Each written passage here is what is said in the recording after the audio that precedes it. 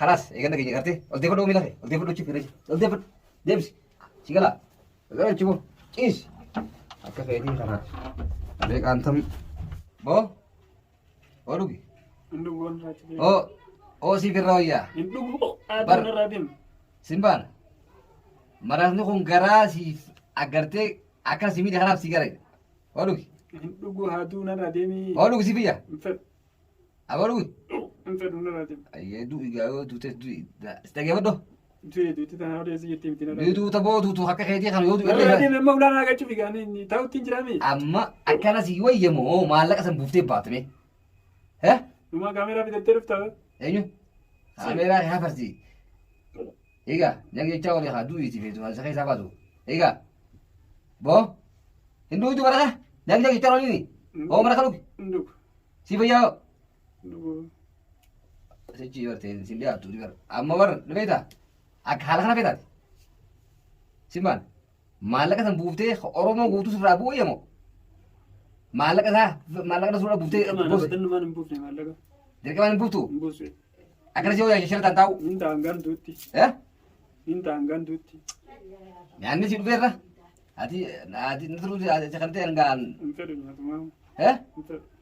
maaliif nyaatini wati akka kayti duraan nyaatti ati duraan oromoo fitte kami nyaatti laabis waan duraan nyaatte yaadaan dha'u jirta eh yaa rabbi si magan nyoo Akkamiin nyaatatti kannanii kana kan nyaatatti kannanii. eh Kun kan nyaatatti kannanii kan alatti qaatu to'a biyyaa nyaatu. kun bila adama mi biyyi Bilaadama. laa nyaatan ma kana neefi ruuzi adii kanni nama kanu san Haraami mi malaataa shaararaatiin hin kannu miskiina gabbaasee. eh Miskiina shaarara galuufiin kan bakkaan isa qonqooqan.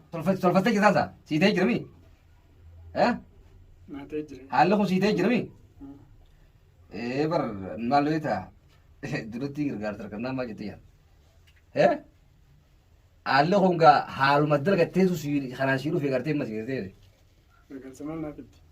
gargaarta mara kan siifiti koo ati sila ruuza jina jechuu turte beeti ati bedaadima ummata na biiteeti Irraa oolan sa'ii ruusni adii sanis. ruuza adii Asoo giddan qabneen bilcha isaa bu'inu.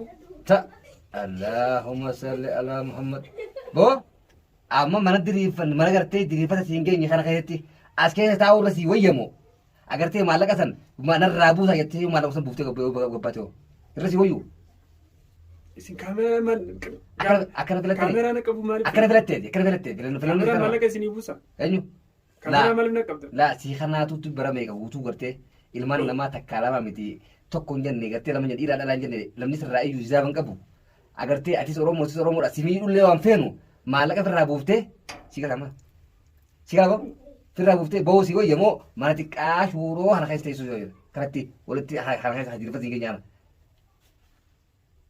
hin fixanne waan nyaataa turte san hin finne hin fakkii hin dhumne Dubbaddu jeen bar dubbachuu danda'a beekaa osoo maleedha. boo Beekaa callisa. abota kan lama Haa ulaa naa gachuuf hin irraa deeme yoo. hin cufuu qabu Isaan fedhu. heemi firraa haara tokko dhageeffadhu haadhamma sababa laalaleeta akka nama tokkotti kaneen siin jiru buufta moo hin buuftu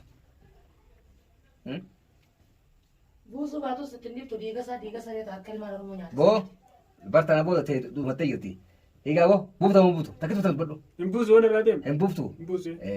jaartiin ta'e gartee harakaataa miti gartee dachi tana warra galchuu jirti gartee ishiin suma fitu jettu ammoo wal dhabdanii jirtan dhaamsa immoo tana Samaan hin ajjeefne banne. Ajjeesaa laamaan. hidhaammatta tana booda dhageeffadhu Hin fedhu jireenyuma kana hin fedhu na ajjeesaame. hidhaammatta jedhe boo tana booda dhaamsa gartee hidhaammatta Osoon qixaaxamne duunu isa. gartee dhageeffadhu haadiraan ati ooftu kun yaanni ati ooftu kun kututu sin baasu gadii fi jalaa fi gubbatti illee ati jahannabii beekati milka keetii kun maaliif miskiina hiyyeessa fanta shuruufa ardi rabbiin jeeni gartee biyyarra gartee rabbiin jeeni gartee biyyarraa beesan san azaabtaqa ruuza adiidhaan azaabtaqa ati namti qaadhaati maallaqa meeqa biyya buttaqee maallaqni hizaaban qabu jedhe dhageenya bara maallaqa biyyatti dachii fi adaamaa fi kana kanatti ilmaatu mana jaartee xumura gartee sanatti irraa fudhattee jaartee ol gartee dhuteeni dhageenyeti si dhageenye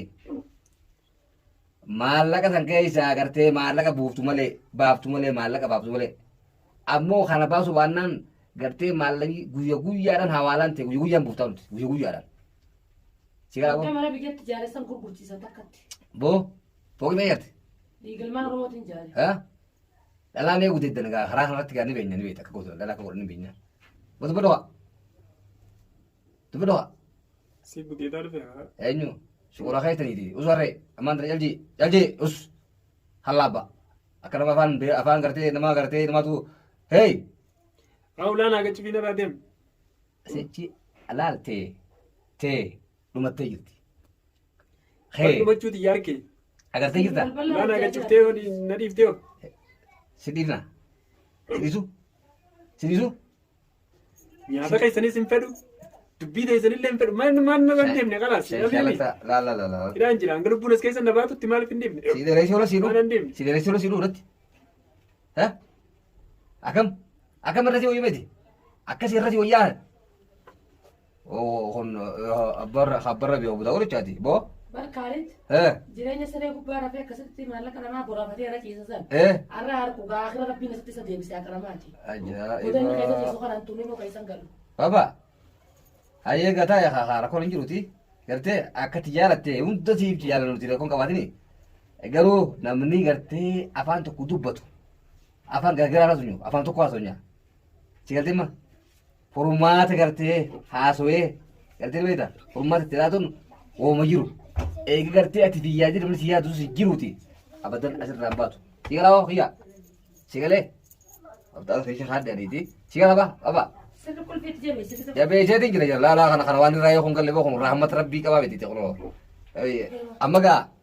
amma gaa oromootiyaa isinilleen kun harkaadha namni kana mucaa kana gartee na turuun tana booda nama gartee maallaqaan itti bitee cafeessu deema anilleen hanga gartee qobartee gartee garaa keessaa lubbuu yaadni yaadu tokko iddoo badhatiin jira hin dhaga'u namni si bitamee gartee beeda cafa qabu deemta si galama si galama babaaqee yoo jirta calliftuus dhiiftuus ati cafa qabuuf deemta kun akkasuma nuti ilmaan oromoo guutuun nu beekan hordoftoonni hundinuu nu beekan inni asiruun takkaa nama miidheen beeku takkaa nama tuqeetis hin beeku haqa isaa malee sakkaa haqa malee nama dabreetis hin beeku arra inni kun miidhaa inni rifitee jecha miine malee nuti arrallee ilmaan oromooti afaan tokko dubbanna laakiin silaa inni kun dubbii dhugaa dubbatee kaalidee haqa baasee dhuga waan kana godheetiin jira obboleessa kinaasaa mejeen asiruun nama shilingii takka irraa barbaadu miti obboleessuma isaa ka tuusan ka duraa wajji turan san ittillee jijjiiramoo jechuudha kaadiinsa inni kaadee afaan arabaa ka dubbatee kana hunda isatti fiti kanaafuu haan mallatu mana kana keessa inni.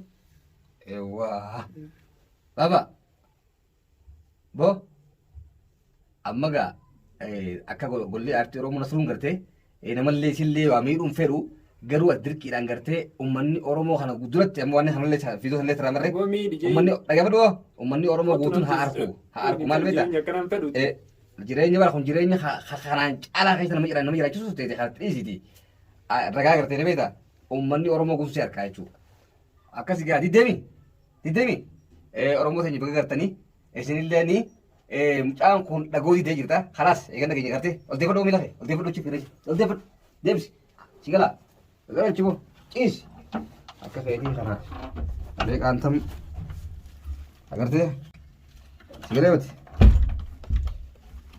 sin baana eega gartee abbarra beeku butaa qorcheetti oromooni